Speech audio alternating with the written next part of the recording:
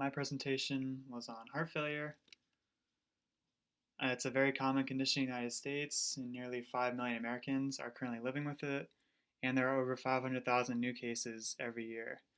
Like most cardiovascular conditions, age is the greatest risk factor, but you can greatly reduce your risk of heart failure by living a healthy lifestyle with good nutrition, adequate exercise, and avoiding unhealthy habits such as smoking. The incidence of heart failure is equal in men and women. However, it's been shown that African Americans are more likely to develop heart failure than Caucasians.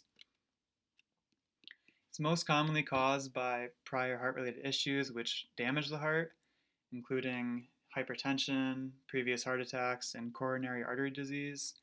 And other common causes include ventricular stiffness, diabetes, lifestyle choices, and kidney disease. Genetics can play a role in some kinds of cardiomyopathy, which can be a cause of heart failure. However, most cases of heart failure are not hereditary. It's a multifactorial etiology, which means it's not just one gene, it's contributions from many genes interacting with one another and other factors, such as the environment or lifestyle choices.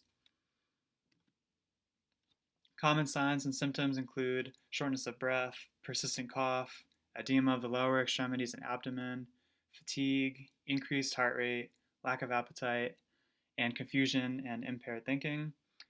And there are common symptoms associated with each type of heart failure. For left-sided heart failure, fatigue, muscle weakness, and shortness of breath are common, and with right-sided heart failure, edema and jugular distension are common.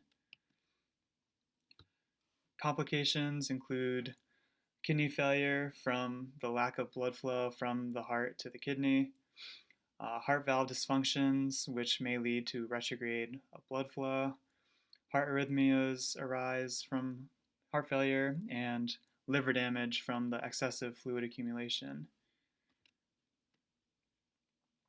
To diagnose heart failure, doctor may order an echocardiogram, which is a gold standard. It gives valuable info on the size of the heart, how well the valves are functioning, as well as the ventricular volume.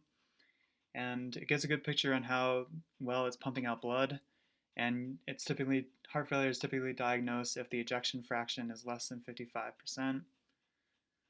Blood tests are used to indicate whether there's strain on the heart or other organs like the liver and kidney. And chest x-rays are ordered to try to see if there's any congestion in the lungs. And some other common tests used are EKGs, an exercise stress test, or MRIs.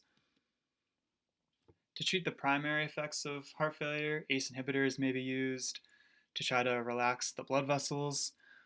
Pacemakers may be used to try to regulate the heart rhythms. And as a last resort, surgery may be used to try to fix any structural issues. And for secondary effects, to control the fluid buildup common in heart failure, diuretics may be prescribed. Prognosis is poor for heart failure. It's been shown that survival rate is 90% after 1 year, 50% after 5 years, and only 30% after 10 years of diagnosis. It's an incurable condition, but it can improve.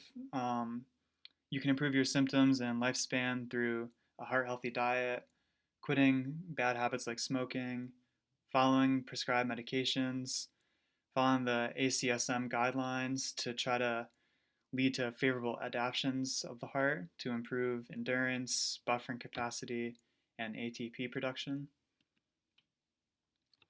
Pathophysiology, any sort of damage to the heart causes a decline in cardiac output, and then the left ventricular cardiomyocytes hypertrophy to try to accommodate this decline in output.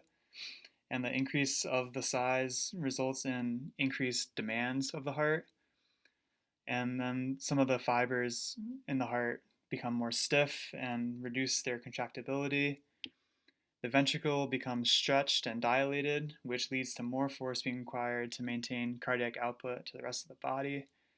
And this leads to the activation of the renin angiotensin aldosterone system, which has the kidneys responding by retaining water and sodium to try to increase blood volume.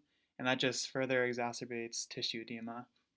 Over time, the body continues to compensate, which solves the problem in the short term, but in the long term, it just ends up putting more workload on the heart, and then the cycle continues until the body just cannot keep up anymore. Left-sided heart failure, which is most common, results in a backup of blood in the pulmonary vein, which can increase the pressure in the pulmonary capillaries, which results in pulmonary congestion or edema, which is why shortness of breath is common in this type of patient. With right-sided failure, which is secondary to left-sided heart failure, backup of blood in the vena cava is found, which increases the venous pressure. And then this pressure builds and causes jugular distension and cerebral edema. The New York Heart Association has functional classifications of heart failure. The most mild, which is class 1, and patients diagnosed with this class have no limitations in any physical activity at all. For class 2 and 3, there are no symptoms shown at rest, but there is slight to moderate limitations in physical activity. And the most severe classification is class 4. And patients with this classification cannot have any sort of physical activity without any discomfort, and the presence of symptoms are there even at rest.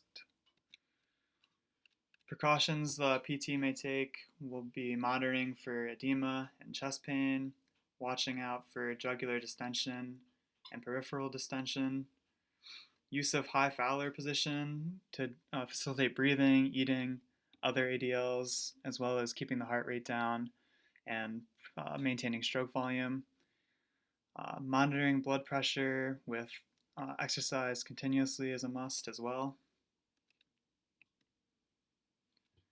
It's always important to talk to a PCP before taking any of the following medications.